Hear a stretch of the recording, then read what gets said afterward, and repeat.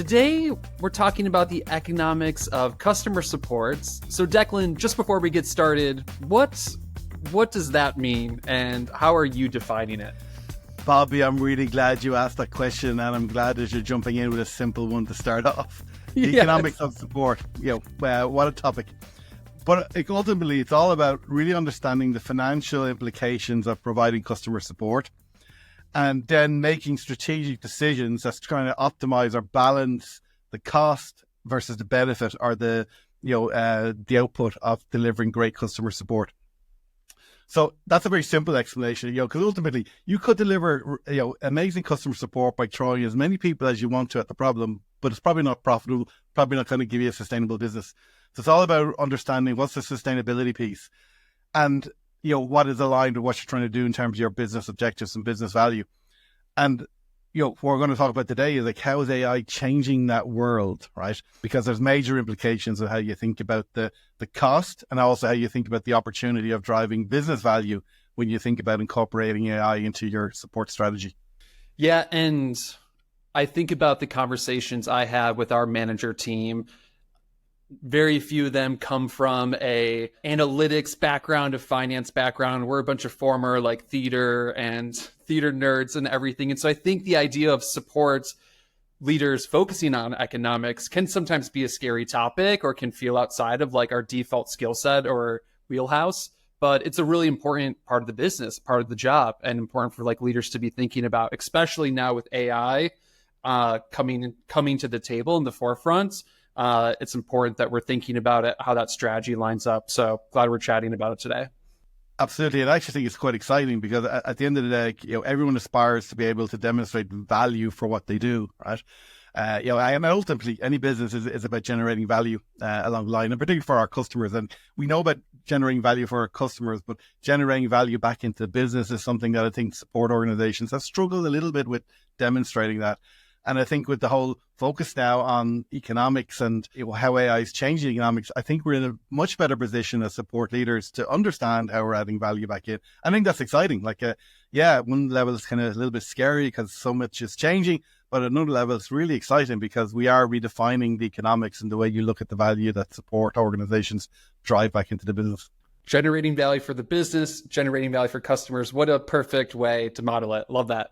So let's talk about the investment in AI for customer support. Can you elaborate on the types of investments companies need to make when integrating AI into their customer support systems? And how does this go beyond simply signing up and buying the technology? It's a really good question. And I think to some extent last year when we kind of went on this road of implementing Finn as our chatbot, we kind of looked at it a little bit as almost like a technology play. We're buying into a new technology and, we're using that technology to change how we deliver support. But I think as we've learned over the year, the investment is a lot more than just in the technology itself. Obviously technology is important. You got to pick the right technology platform. You got to make sure it's integrated with all of your systems in the right way, that it's really kind of a platform for the future. But at the end of the day, it's not just about the technology. And the very simple example of this is any AI system is only as good as the knowledge it has access to, right? Yeah. And we've been very particular with Finn, it's got to have access to knowledge that's relevant, to your business customers. If you're deploying Finn as one of our customers or for ourselves, it's got to be information that's relevant to our customers. And you're really constraining, and I use the word constraining in a very positive sense, you're constraining AI to use that information and content that's valuable to your customers. But there's an investment in making that information available as well, and making sure that it's current, making sure that it's structured in the best way for AI to use it in an optimal fashion. That is an investment. So it's not just you buy the technology, you turn it on. You got to think about how do you feed the technology is the term I use. And part of that is making sure you got a real focus on investing in knowledge and content. And as we expand the capability of Finn to use different sources, you're thinking about multiple sources of data, including external data sources and internal data sources over time.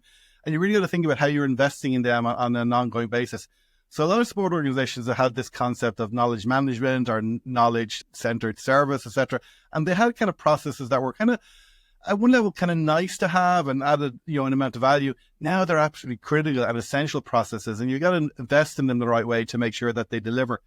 And I kind of harp back to one of our customer user group sessions where a customer was on stage kind of saying, quite openly, yeah, I deployed Finn. It was a disaster. And we're all kind of sucking in, what? You mean it was a disaster? And then he explains, yeah, it was a disaster because I didn't invest in the content. Like I didn't actually tune my knowledge and make sure that my knowledge was up to date to give Finn the opportunity to deliver correctly. So turned off Finn, spent a number of weeks making that investment in the content and really making sure that it was fit for purpose. Turned Finn back on and all of a sudden got a 30% plus resolution rate. So again, it just shows that like that investment pays off, and it's not a once-off investment in content or knowledge. It's an ongoing process of keeping you updated. Like even in our own case, like we look very critically now at new product introductions. Are we actually generating new content on day one that helps us achieve? And we've got a kind of a target of ideally about 50% resolution rate on day one for new products that we introduce. But that takes a lot of investment and intention to actually develop that content and keep it up to date. And then the other part of investment is like there's a people investment piece as well. Like even simple things like we've taken on what we call a conversation designer to think about that flow as you introduce AI into the customer journey. Like how are you managing handovers between AI and automation and human support? How are you making sure that it actually feels like a very worthwhile journey for the customer? They feel there's value add as they step through the process. Again, that doesn't come for free. You got to tune it, you got to iterate on it, you got to improve it all the time. And either that's a dedicated role or you're using some of your own support team to do that as well. And then you got to analyze what Finn or any AI chatbot is doing. Like, why isn't resolving everything that you expect it to resolve? So that takes time and effort from an analytics point of view to go in and look at it. So you got to think about the whole ecosystem of actually keeping an AI system fed, watered, and healthy, right? It's not just about the technology itself. And what stands out to me is like that idea of the whole ecosystem. Like, yes, that is important for keeping the AI ecosystem alive, but it also has this like added cascade effect to the overall customer experience. Like I think back to when we were doing our own headcount planning for the fiscal year, and we were talking about adding additional help center manager headcount. And I think in the old world, we would have been like, well, like that's nice to have. The help center's there, people can self-serve if they need it. But again, it changes the game now. We're like, no, like this is the food for all the automation. So, but like, and while that will help automation, it's also going to make the help center better too. And so you get this like cascade effect of like when investing in AI, all these other parts of your customer experience get better too, which can make it then tricky for economics to say like, hey, I'm spending this money to get this output because it's all kind of intertwined, but it's important, it's important nonetheless. Absolutely. And to ground it kind of in terminology that people might kind of relate to, like if you get a human agent coming onto your team or a human support specialist, like you have an enablement process when they come on board. You have an ongoing development process around ensuring their skills, knowledge, etc. kept up to date. At one level, an AI chatbot or Finn is no different. Like you've got to have an ongoing investment in it. And that's, the ecosystem we talked about. And, the downside is, if a single person in your team isn't performing, you can kind of manage the impact. If the AI chatbot or Finn isn't performing, the impact is huge. So you got to be really intentional around, giving it, as I say, keeping it fed and watered, loving it, making sure that it is optimized to deliver for you. Love that. Let's talk about scaling support teams and AI. So in your view, in what ways has AI technology altered the traditional model of scaling support teams in relation to that business growth? Does AI change the economics of scaling support? Substantially. I mean, at the end of the day, many businesses struggle when they reach a kind of a pivot point where they know they really should be providing, for example, 24/7 support, or they know that they are experiencing significant business growth. I'll talk about the business growth one first of all. Like historically, if you're, for example, doubling your business, doubling your customers, typically you've ended up doubling your support team, right? And again, sometimes it could even be more than that because there's more complexity as you scale and grow. So that scaling problem is a real challenge. And I think as I've shared before, like I've actually worked in roles where the business was scaling so fast, you couldn't even hire people fast enough to keep up the pace of the business, right? Like, and that's a pretty scary place to be where you can't even hire people fast enough. But, you don't have to be a large scale organization to experience that growth. Even small organizations, as they begin to grow and they want to kind of scale their business, like it is quite impactful from an economics point of view to all the time think there's a linear relationship between the growth of my business and the number of people I have in the support team. So breaking that linearity is actually a huge benefit of AI because all of a sudden you're taking a lot of the more routine, mundane work and you can scale it infinitely, right? Using AI. So to some extent, it doesn't matter how much your business grows, AI will absorb and take that element of work. And you're really then preserving your investment in your human support team for the support interactions that really matter most for you, like the more complex interactions where there's maybe more customer context required, or where, customers actually demand that personal interaction. So again, it does change the dynamics of how you look at it, but it does mean you can scale in a far more efficient manner than you would have done in the past. So again, many organizations struggle when they recognize, I got to go 24/7. All of a sudden, like you're operating in one geography, you got to maybe establish another support center in a different geography to cover that. There's costs in that. Your minimum viable investment you need to make in a support team in another geography. And that can be an inhibitor to customers being able to offer some form of 24/7 support because, again, the economics don't work. With AI, all of a sudden your bot is there 24/7. Okay, it's not answering 100% of your questions, but if it's answering 40%, 50%, all of a sudden you've delivered a 24/7 capability that is addressing the needs of quite a large proportion of your customers. And that is effectively for free with AI. So again, looking at it from that perspective, that changes the economics. Like the pivot point at which you may have to make that investment in another site in another geography, it's a different point now. It's where it's more economically viable to do it when you need to do it. Whereas before you felt you're kind of forced into it early, you were changing the economics of support. Support was becoming more of a cost burden on the business. Again, that changes with AI. And the other aspect is multilingual support as well. Now you can offer levels of multilingual support that again were challenging to offer in an economic way in the previous model. So again, game changing in terms of some of the ways you look at scaling in terms of growth, scaling in terms of availability 24/7, and scaling in terms of multilingual support. Yeah, on multilingual, I think back to when you first joined Intercom and I was catching you up to speed on our multilingual project. And it's like, well, we're thinking of hiring these folks with Spanish, these folks with French. And you were like, Bobby, there's software that can do this. And that was 2 years ago, let alone fast forward to today, where now, we're able to use AI to provide multilingual chat across I think we're at 5 or 6 different languages now. And that's across our technical support specialists, technical support engineers. It's not requiring having all these, like you said, just all the people and logistics in order to scale something like that, whether it's for that follow the sun coverage or multilingual. It's a game changer. Absolutely. And, fundamentally changes the economics of how you enhance and kind of expand your support experience for your customers. Yeah. And the last thing I was going to comment, I think back to when we were scaling the CS team years ago, and there really, there was this diagonal line up and to the right of the company growth followed by headcount. And we're like, we need to break this, we need to break this correlation. But the conversation then just steered to customer trade-offs. It was do we have a segment that is only available through our community, help center? Is it our community forum? Do we have to limit support for a certain segment? And those are tough conversations to have versus now today being able to use AI. It's not you're breaking that correlation, but not at the cost of customer experience, which is just, again, 180 from the old days. Absolutely. It means you can make radically different business decisions than you could make kind of 2 years ago. Yeah. All right, well, let's shift gears a little bit and talk about the changing role of support reps. So with the advent of AI in customer support, how do you see the role of support representatives evolving, especially in terms of the complexity and the value of the work that they perform? Yes, this is a really interesting discussion, and I've had many discussions internally, externally about this. And I think there's a few kind of major themes emerging here. So the first theme is reasonably obvious. If you're taking out the more mundane, routine work out of the system, obviously what's going to come through to human support team is going to be more complex and more challenging.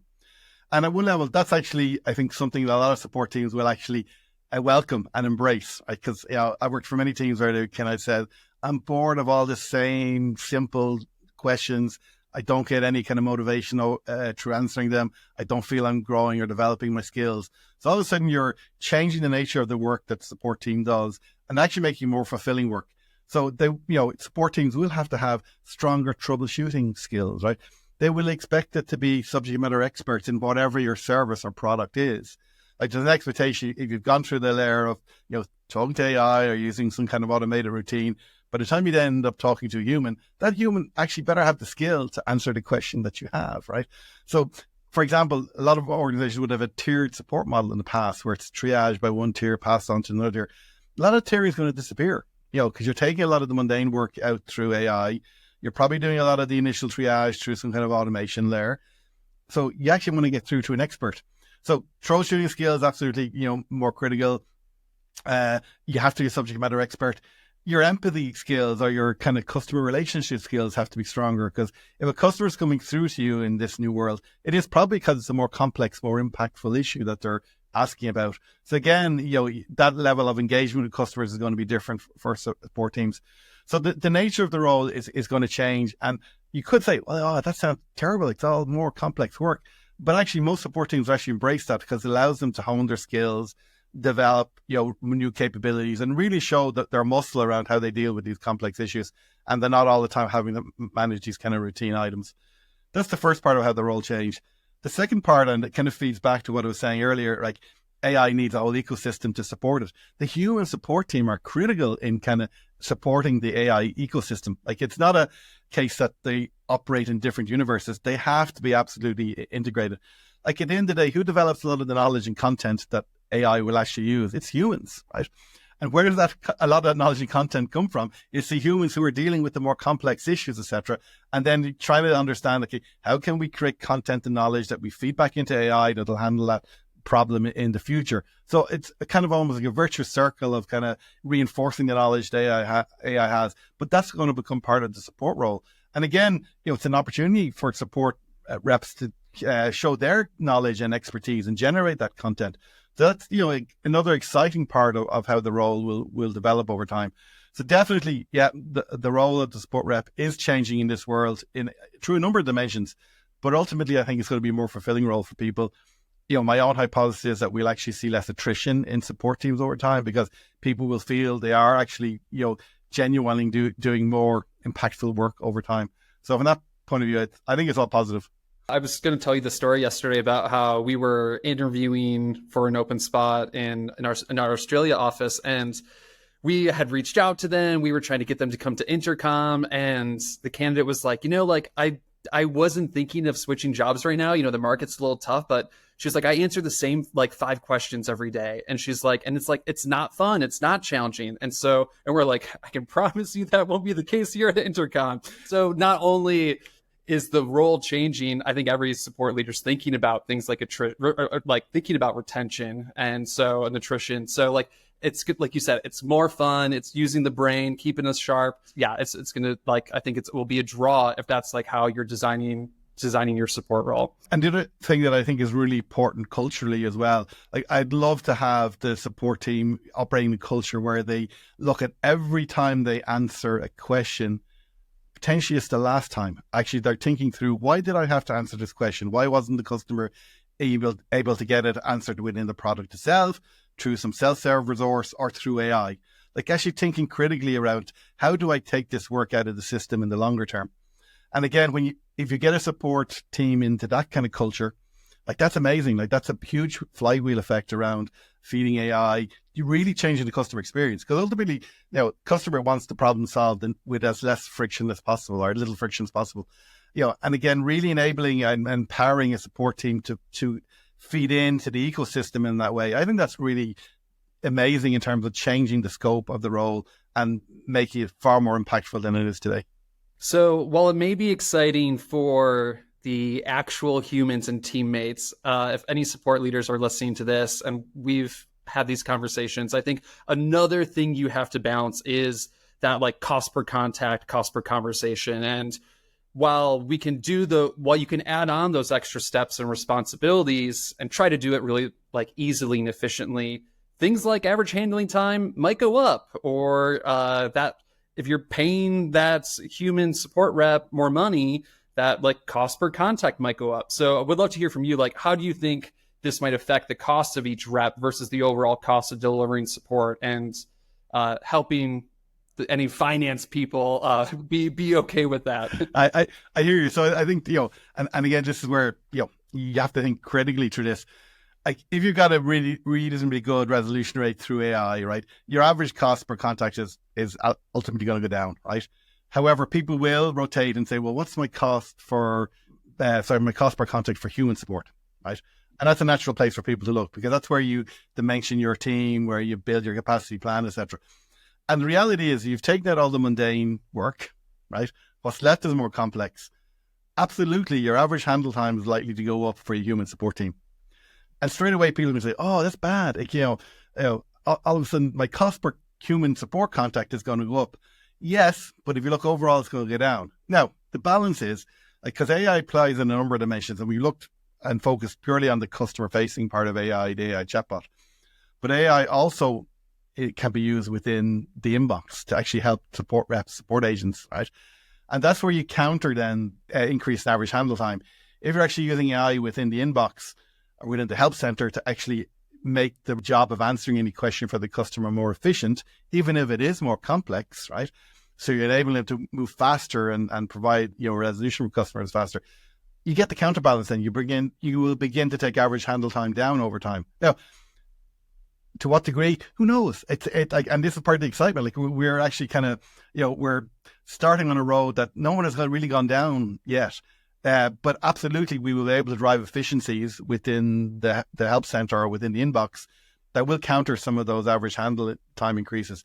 So absolutely, there's a counterbalance there, which again, the finance people will be delighted to know there is a counterbalance. We will be able to tune down average handle time. And again, just make it more fulfilling for people. They'll be able to answer the customer question more effectively using AI as a tool for themselves, as well as, the customer having had exposure to AI, before they ever get the human support. So that's kind of critical as well. Now, the other dimension, that we need to think about in terms of efficiency is, and you kind of touch on it, we're asking to do extra things, like, so feedback into the system, develop content, develop knowledge. You got to be very intentional around, when you think about capacity planning your team and about workforce management, you've got to allow time for those activities as well. And you've got to build it into your cost model.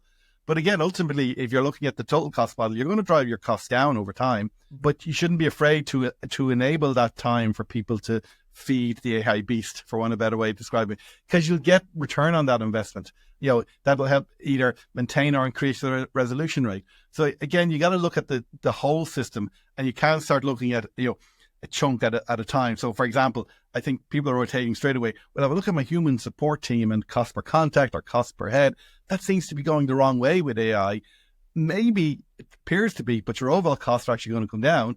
And a lot of those other costs you can tune over time, particularly in efficiency one, through using AI tools in the inbox or in the help center. Yeah. I like how you're teeing that up and giving people this framework of the different ways that they can make those AI investments, whether that is like a dedicated headcount to be like dedicated out of the inbox headcount, whether that's our handling time and the work that goes into each conversation might change, or hey, like adding that extra time out of the inbox to support it. And so I think in our plan, I think we changed it by like 5% occupancy was like from this year to last year, as well as then, we were talking about how that handling time is longer, plus then the out of the inbox role. So however leaders want to think about it, I think those give them a couple different lenses to process it.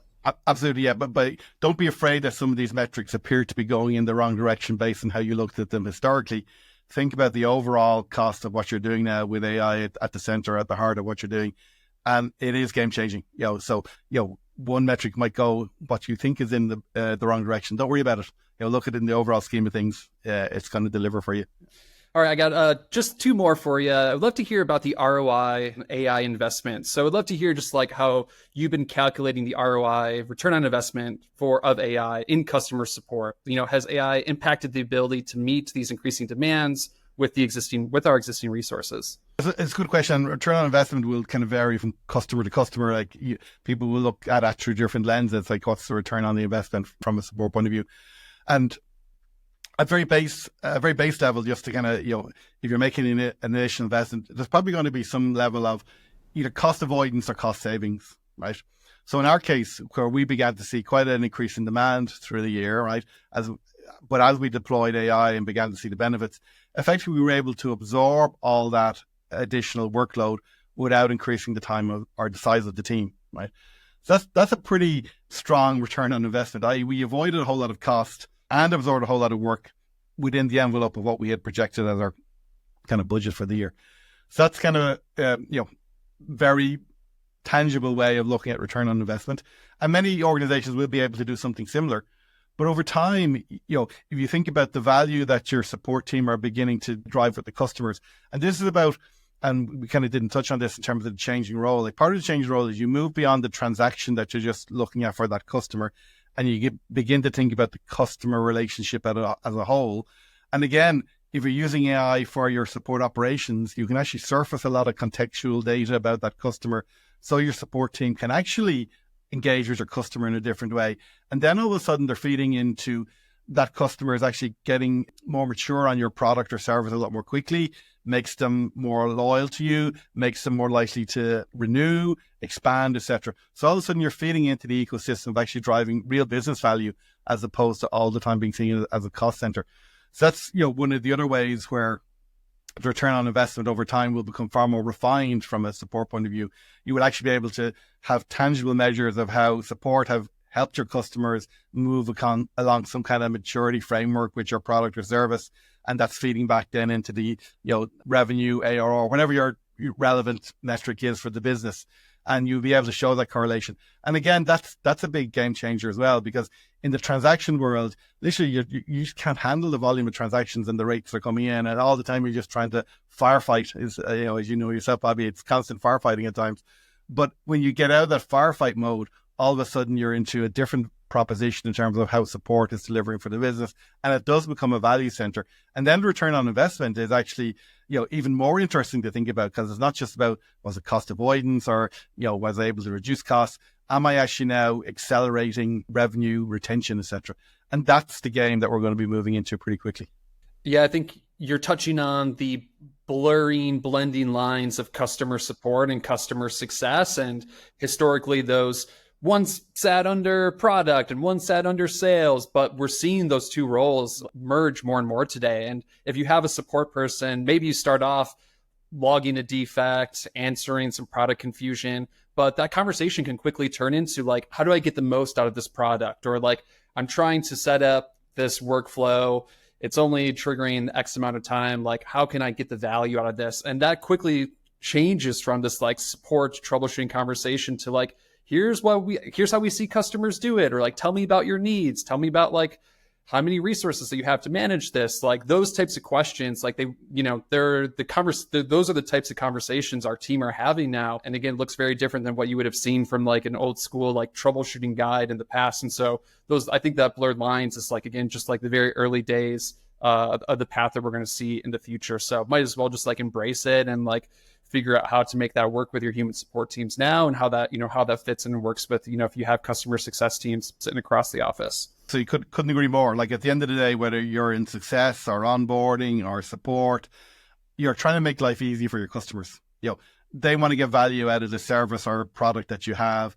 We're all there to try and make it easy for the customer to get that value and achieve the value. And ultimately then that drives, mature use of your product or service, drives renewals, drives expansion, ultimately feeds into your business. So we're all after the same end result. And again, if you're handling a lot of the work through more automated approaches or self-serve approaches, then all of a sudden the humans who are involved in it, the lines are blurring around their responsibilities, right? Like ultimately we're all trying to achieve the same end.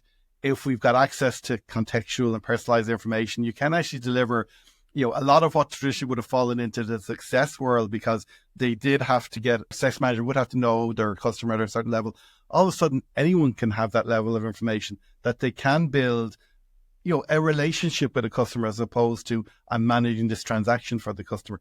So I genuinely believe the lines between success and support are going to blur even more as AI becomes more embedded in how we deal with our customers. And it's good for our customers. Like, customers don't care about our organization boundaries, right? They don't care who they're talking to. As far as they're concerned, we are all supporting them in some way in the widest sense, right? And we're all contributing to their experience of using our product and service. And if we change that mindset and forget about our organization boundaries, the sky's the limit in terms of how we can actually use AI to deliver a much different customer experience. So looking at it through the customer lens, like this is a great environment for our customers, because they don't really want to be exposed to our organization boundaries. Love that. Awesome. Well, Declan, thanks for chatting economics of support. I'm impressed we made it through this conversation without having to open up an Excel spreadsheet. That's a lot more fun when talking economics. And I'll see you soon. Bobby, thank you very much. Enjoyed our conversation, as always.